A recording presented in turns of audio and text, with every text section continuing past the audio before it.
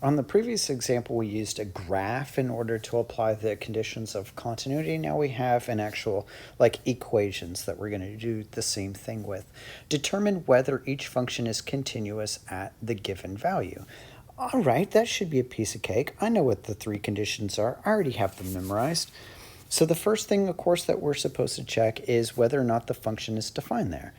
Well, if I look down here in the bottom of this rational function here, the only number that's not in the domain is 2. All right, so then that means that 1 is part of the domain and our function is defined there. So I should go about actually finding that value. So maybe I'll put this as a bulleted list, shall I? So f of 1, let's evaluate that.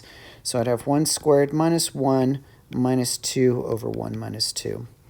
Okay, up top, let's see these 1's cancel. Boom, boom, boom, and I get a negative 2 up top.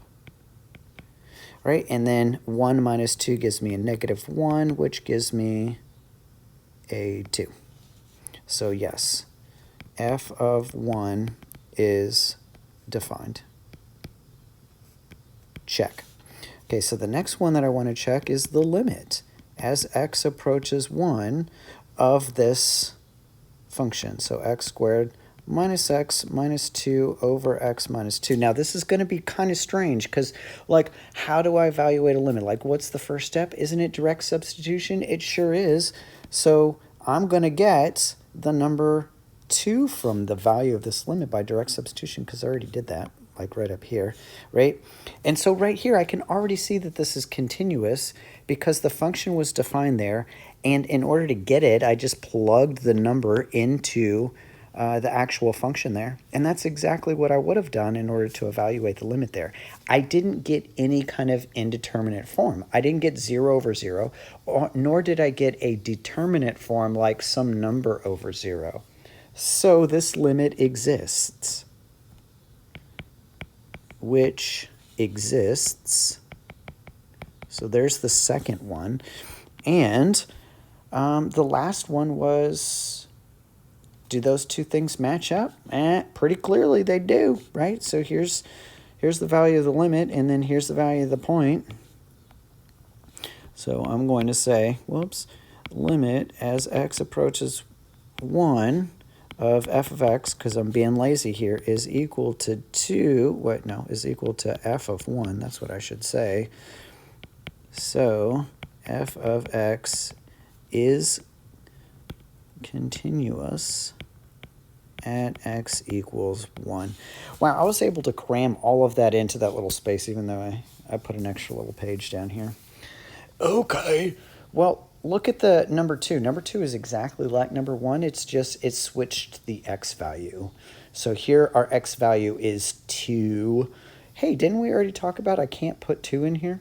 Because it makes 2 on the bottom, there's a vertical asymptote.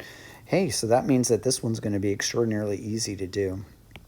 So f of, 2 is not defined. So f of x, f of x is not continuous. That word's continuous, by the way, at x is equal to 2. Like, I can go further than this. Like, let's just maybe get a little bit of practice on finding the limit. I don't need to because it's already failed the first condition. But let's say, for example, I wanted to find the limit as x approaches 2 of x squared minus x minus 2 over x minus 2. I might want to know this anyway because maybe I want to know what the graph looks like, what's happening around 2 or whatever. So if I were to directly substitute in 2, I know that the bottoms go into 0. I just need to figure out what the top is. If the top is some sort of number that's not 0, that's probably a vertical asymptote, okay? If it is 0 also, then that's probably a point of discontinuity, okay? So let's just check this out. Let's do some analysis and plug in a 2. So if I were to plug in a 2 here, I would have, I'd have a 4 minus 2 minus 2. That's 4 minus 4, that's 0. I get 0 over 0, which is, a check for an indeterminate form. So what's my strategy here?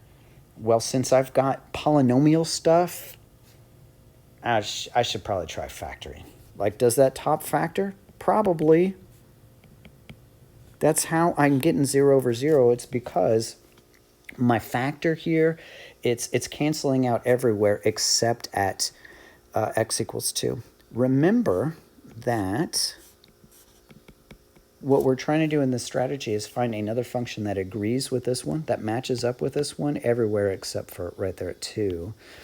So it's going to fill in the hole for me. Okay, so that's obviously x and x. And then I need to multiply up to -2 and add up to -1, which means that it's got to be -2 and plus 1. And let's see, these guys with my pink crayon cancel out.